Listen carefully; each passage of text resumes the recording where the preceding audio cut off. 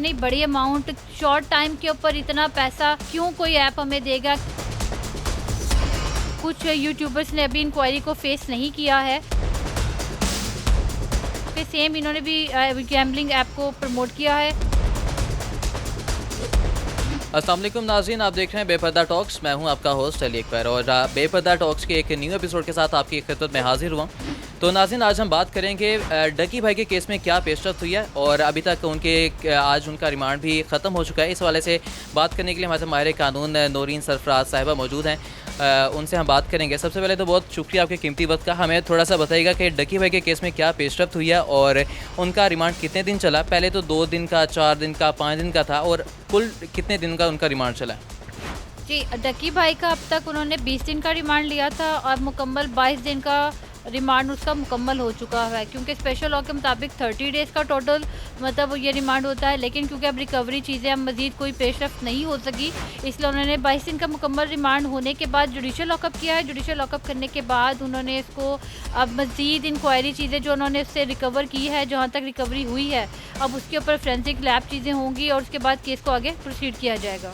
अच्छा, तो मैम ये बताइएगा कि अभी तक NCCA की जानिब से कौन कौन से एविडेंस कोर्ट में पेश किए गए हैं अभी तक उनके मतलब आईफोन 15 और 16 की डिवाइसेस उससे रिकवर की गई हैं, क्योंकि वो मुकम्मल डिवाइसेस और अपनी जो मतलब उसके पास जितने भी एविडेंस थे वो मतलब एक्यूज पर्सन देना नहीं चाह रहा था। उन्होंने बहुत ज़्यादा मतलब उससे जो मैक्सिमम रिकवरी हो सकती है वो किया है। अब उसका लैब या फोरेंसिक होने के बाद चीज़ें जो कंप्लीट जो एविडेंस आए हैं उसके बाद पता चलेगा कि ये ट्रांजैक्शंस जो और जो ऐप है, जो बैड उसने वो चीज़ें की हैं, वो मतलब उसके मतलब कहाँ से कनेक्शन है और उसके बाद इतनी ह्यूज अमाउंट कहाँ से रिकवर हुई है।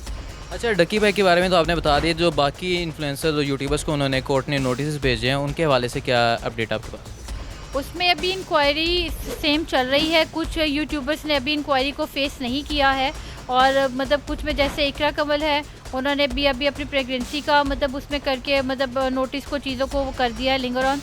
सेम इसी तरीके से बाकी भी इंक्वायरी अभी चल रही है। जैसे उसका आउटकम आएगा तो फिर पता चलेगा कि बाकी सारी इंक्वायरी में चीज़ों में क्या क्या आता है, क्योंकि सेम इन्होंने भी गैम्बलिंग ऐप को प्रमोट किया है।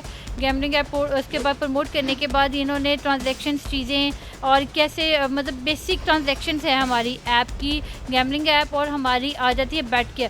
अब इनके अकाउंट में वहाँ से जो ट्रांजैक्शन हुई है, वो जो इनके अकाउंट नंबर इनसे रिकवर हुए हैं, कहाँ से पैसा आ रहा है, अब देखना ये है। ये इन्वेस्टिगेशन बेसिकली हमारी एंटी मनी लॉन्ड्रिंग एक्ट के ऊपर डिपेंड कर रही है। ये वो चीज़ें हैं जो रिकवरी में चीज़ों में आई हैं और इतना अमाउंट इनके अकाउंट में आना और इनके ये पीछे से जहाँ से अकाउंट पीछे से आ रही है और यहाँ पे पाकिस्तान ये प्रमोट ये क्यों इस चीज़ को इतना प्रमोट कर रहे थे, ये देखना भी इसमें बाकी है।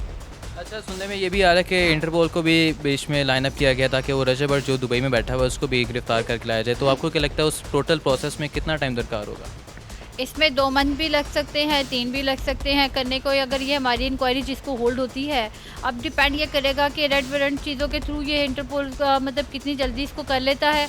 ये डिपेंड करता है कि हमारे इंक्वायरी ऑफिसर्स चाहें तो 2 महीने में भी इसको कर सकते हैं। अच्छा, तो मैम ये बताइएगा कि जो बैंक ट्रांजैक्शंस हुई हैं डकी भाई की तरफ से बायनोमो ऐप की, जो उन्होंने पेमेंट्स रिसीव की हैं, उस वाले से क्या अपडेट्स हैं आपके पास? बायनोमा ऐप्स के ज़रिए जो खतीर रकम एक मतलब निशानदेही की गई है डकी भाई की तरफ से, उस्तादुर रहमान की तरफ से, उस ट्रांजैक्शन की जो इतनी ह्यूज अमाउंट आपके अगर अकाउंट में आ रही है, वो कैसे दुबई अकाउंट बैंक अकाउंट के ज़रिए आई, इसी के ऊपर तो सारी इन्वेस्टिगेशन है।